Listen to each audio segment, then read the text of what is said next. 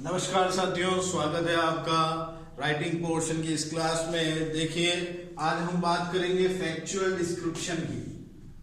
देखिए, factual description क्या होता है? ये किसी घटना के बारे में कुछ जानकारी देने के लिए काम में लिया जाता है ना। किसी तरह का एक वर्णन या जानकारी देने के लिए इसका काम होता है ना। जैसे कि भाई इसमें यह है किसी घटना या प्रक्रिया की व्यवस्थित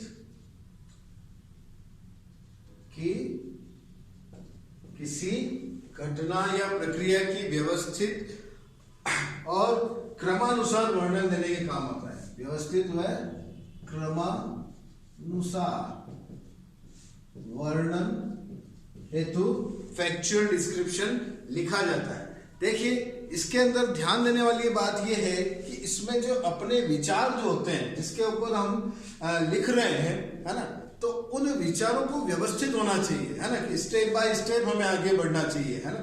और उसके अंदर क्या होता है कि जो महत्वपूर्ण जानकारी होती है ना, सबसे जो महत्वपूर्ण जानकारी होती है, महत्वपूर्ण जानकारी, इनको पहले लिखना चाहिए। सबसे पहले इनको लिखना चाहिए और फिर उसके बाद जो कम महत्वपूर्ण जानकारी है, कम महत्वपूर्ण जो जानकारी है उसे बाद में लिखना चाहिए। ठीक है, जिससे क्या होता है कि उस घटना के प्रति लोग जो उसका इस फैक्चुअल डिस्क्रिप्शन को पढ़ रहे हैं उसको इस घटना के प्रति एक आकर्षक मतलब कि ये पूरा फैक्चुअल डिस्क्रिप्शन एक आकर्षक लगे और उसके अंदर अपनी रुचि भी वो दिखा सके इसे पढ़ने के अंदर। ठीक है भाई, हम अगर हमारी इस घटना या इसके अंदर कुछ अननेसेसरी बातें लिख दें, अनावश्यक बातें लिख दें, तो ये हमारा एक आकर्षक टॉपिक ना होकर एक नीरस टॉपिक हो जाता है,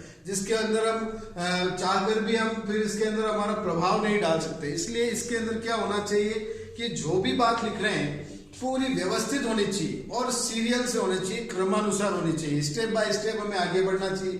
ठीक है, और इसके अंदर देखिए क्या ध्यान देने योग्य बातें होनी चाहिए, वो मैं लिख देता हूं।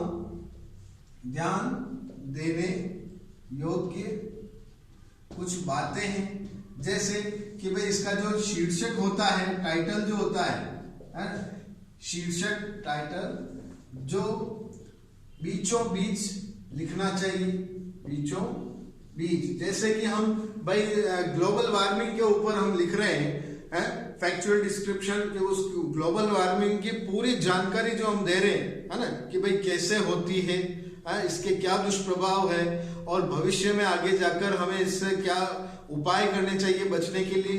तो इसलिए ये जो ग्लोबल वार्मिंग का जो टॉपिक है इसे सेंटर में ऊपर ही ऊपर शो करना चाहिए, लिखना चाहिए। ठीक है, फिर उसके बाद जो शीर्षक है ना, उसके बाद जो हमारा वर्णित विषय है, जहां से हमारी पूरी बॉडी स्टार्ट होगी, इसकी फैक्चुअल डिस्क्रिप्शन की जो वर्णित बॉडी, उसके अंदर थोड़ा गैप होना चाहिए, है ना, कि निश्चित एक गैप होना जरूरी है। निश्चित गैप का ध्यान रखें, एक निश्चित अंतराल का ध्यान रखें। फिर उसके बाद जो भी हम लिख रहे हैं, है ना, कि भाई हमारी भाषा कैसी होनी चाहिए, भाषा सरल, सुसंगठित और व्यवस्थित और स्पष्ट और बोधगम्य, यानी कि इसे आसानी से समझा जा सके, इस तरह की हमारी भाषा होना चाहिए।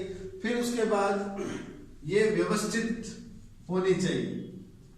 ठीक है, व्यवस्थित, जैसे मैंने अभी आपको ऊपर लिखा कि सबसे ज्यादा इंपॉर्टेंट जानकारी है वो पहले लिखनी चाहिए, फिर उसके बाद जो कम इंपॉर्टेंट जानकारी है उसे बाद में लिखनी चाहिए। और एक और मुख्य बात कि भाई शब्द सीमा का हमें ध्यान रखना चाहिए। ऐसा नहीं कि हम लिखे ही जा रहे हैं, इसलिए हमें हमारी शब्द सीमा का प्रश्न अनुसार दिया होता है कि प्रश्न के अनुसार हमें उस शब्द सीमा का ध्यान रखना चाहिए कि कितने वर्ड्स के अंदर ये लिखना है, कि 150 से 200 शब्दों में लिखना है या 100 से 150 शब्दों में लिखना होता है। अब देखिए इस फैक्चुअल डिस्क्रिप्शन के कितने प्रकार हो सकते हैं उसके बारे में आपको थोड़ा मैं बता देता हूं। देखिए राइटिंग पोर्शन के अंदर जितने भी आपके टॉपिक है, उन टॉपिक्स के लिए सबसे जो मुख्य बात है कि आपको कल्पना करके आपको वाक्य बनाने हैं उस टाइटल से संबंधित, और वाक्यों को कैसे आपको इंग्लिश में ट्रांसलेट करना है ऐसा आना चाहिए, है ना। मैं आपको पहले भी कह चुका हूं, इसके लिए आपको टेंस की जानकारी होना आवश्यक है। आप टेंस से रिलेटेड आप अपनी प्रॉब्लम्स सोल्व करते रहिए, प्रैक्टिस कीजिए, और नहीं समझ में आए तो हमें पूछ सकते हैं, ठीक है। अब देखिए फैक्चुअल डिस्क्रिप्शन के इनके प्रकार के किस तरह की हो सकती है। भाई पहली होती है जैसे कि पर्सन बेस्ड, किसी व्यक्ति के ऊपर हमें कोई विवरण लिखना है ना। पर्सन बेस्ड, किसी व्यक्ति या व्यक्तित्व के ऊपर हमें ये लिखना है, तो उस व्यक्ति के संबंधित उसके क्या क्या लिख सकते हैं, जैसे उसके जीवन के बारे में, उसके बौद्धिक और भावात्मक पक्ष के बारे में लिख सकते हैं कि वो व्यक्ति कैसे बौद्धिक व भावात्मक पक्ष, जैसे हम गांधी जी के बारे में लिख रहे हैं तो गांधी जी का जीवन कैसा था, उनका बौद्धिक और भावात्मक पक्ष या उनके गुणों के बारे में हम लिख सकते हैं, उनके गुण क्या थे, और उनसे उनके जीवन से संबंधित कुछ महत्वपूर्ण घटनाओं का भी हम उसमें वर्णन कर सकते हैं, ठीक है। तो हमें ये पर्सन बेस्ड फैक्चुअल डिस्क्रिप्शन में ये ध्यान रखना होना चाहिए। इसके अंदर हमें सबसे पहले उस व्यक्ति का नाम क्या है, नेम ऑफ द पर्सन, ये ध्यान देने वाली बात है। फिर उसके बाद नेम ऑफ द पर्सन हो गया, फिर उसकी रिलेशनशिप बतानी चाहिए कि क्या है वो, जैसे कि सॉरी वह महात्मा गांधी के बारे में लिख रहे हैं तो फादर ऑफ नेशन, है ना। फिर उसके बाद और क्या चीज ध्यान देने वाली बात है, जैसे कि प्रोफेशन, कि भाई उनका व्यवसाय क्या था, बड़ी हस्ती है तो भाई क्या प्रोफेशन करते थे।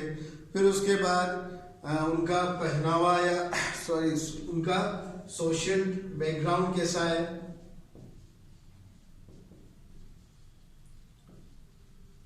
ठीक है। फिर उनकी ड्रेसेस, कपड़े, वेशभूषा, उसकी जानकारी देनी है। फिर उनके फिजिकल जो भी कैरेक्टर है, इस तरह की हमें उनसे रिलेटेड जितनी भी जानकारियां हैं एक अपने फैक्चुअल डिस्क्रिप्शन में ये रखनी चाहिए, ठीक है। उससे पढ़ने वाले को उस व्यक्ति के बारे में पूरी जानकारी मिल सके।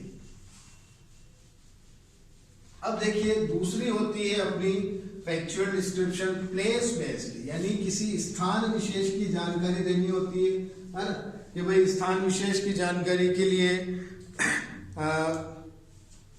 देखिए प्लेस बेस्ड, जिसके अंदर महत्वपूर्ण स्थान की जानकारी, ठीक है, महत्वपूर्ण स्थान की जानकारी देनी है। फिर उस स्थान के क्या विशेष गुण है, कि भाई जैसे हम हल्दी घाटी के बारे में लिख रहे हैं फैक्चुअल डिस्क्रिप्शन, तो ये महत्वपूर्ण स्थान है, क्यों है ना, उसके गुण क्या है और क्यों फेमस है, ये जानकारी हमारे उसके अंदर होनी चाहिए। उसके विशेष गुण या उसके लक्षण कैसे हैं, ये सारी जानकारी हमें देनी चाहिए। और इसके अंदर हमें क्या ध्यान देना है, वही सबसे पहले तो नेम ऑफ प्लेस, भाई सबसे पहले तो स्थान की जानकारी देनी पड़ेगी, हाँ। फिर उसके बाद आप क्या जानकारी दोगे कि वहां के एटमॉस्फेयर की, कि वहां का पर्यावरण या वहां का वातावरण कैसा है, ठीक है। फिर वहां के फीचर्स, यानी उस वहां की जो क्या मुख्य छोटी मोटी विशेषताएं हैं उसके बारे में जानकारी देनी। फिर उस स्थान की क्या इंपॉर्टेंस है उसके बारे में आप जानकारी दे सकते हैं, ठीक है।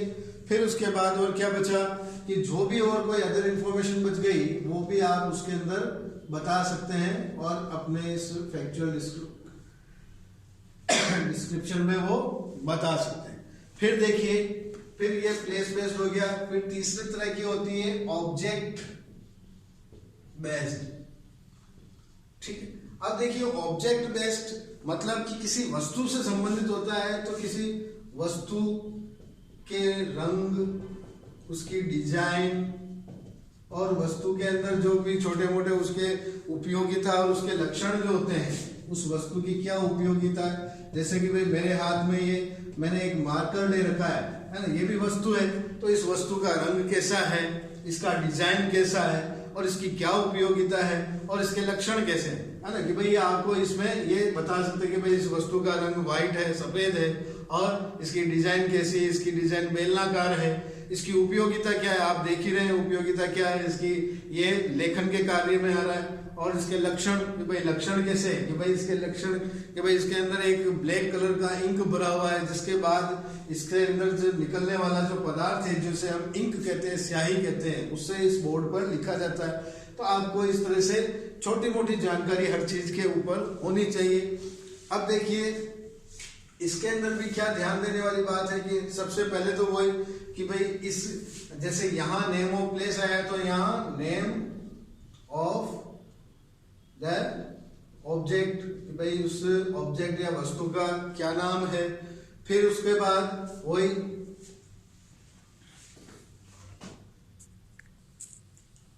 देखिए इसके बाद हम बात करेंगे, जब हम नेम ऑफ द ऑब्जेक्ट, उसके बाद हम बात करेंगे इसकी स्ट्रक्चरल अरेंजमेंट की, कि भाई स्ट्रक्चरल अरेंजमेंट में इसके जो इसकी संरचना है वो कैसी होगी, है ना।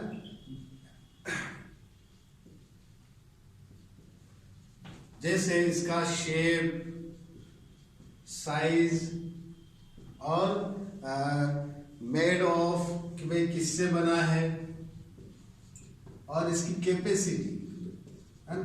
देखिए ऑब्जेक्ट बेस्ड फैक्चुअल डिस्क्रिप्शन के अंदर हमें ये चीजें ध्यान में देने वाली बात है। फिर उसके बाद और कोई चीज और बच जाती है फिर उसको हम लास्ट में डाल देंगे, और इसके अंदर कि भाई इस ऑब्जेक्ट की वैल्यू क्या है ये सारा हम इसके अंदर मेंशन करेंगे। तो ये एक फैक्चुअल डिस्क्रिप्शन के लिए ये चीज कुछ थोड़ी जरूरी है। अब देखिए एक चौथे टाइप की होती है इवेंट बेस्ड फैक्चुअल डिस्क्रिप्शन।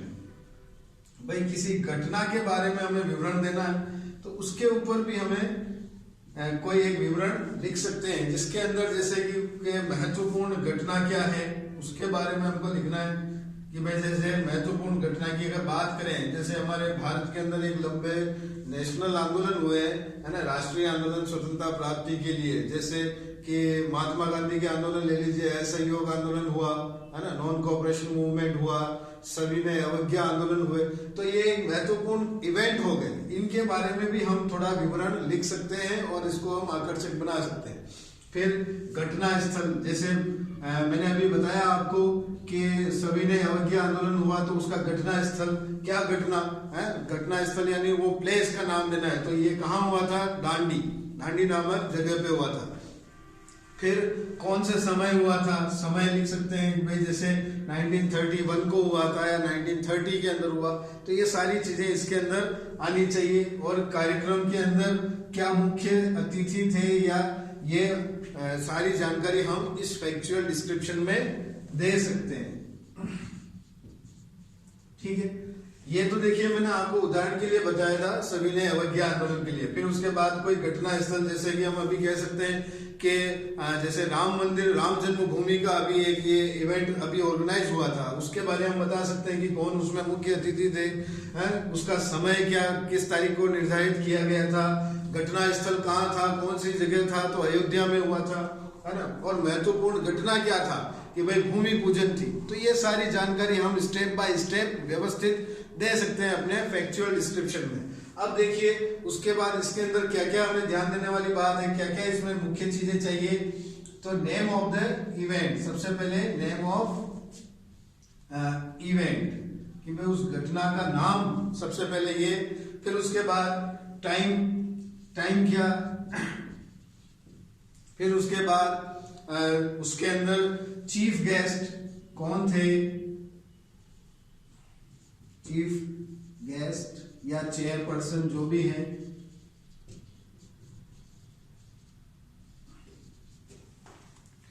ठीक है, फिर उसके अंदर क्या कल्चरल कोई प्रोग्राम हुआ तो उसकी जानकारी हम दे सकते हैं।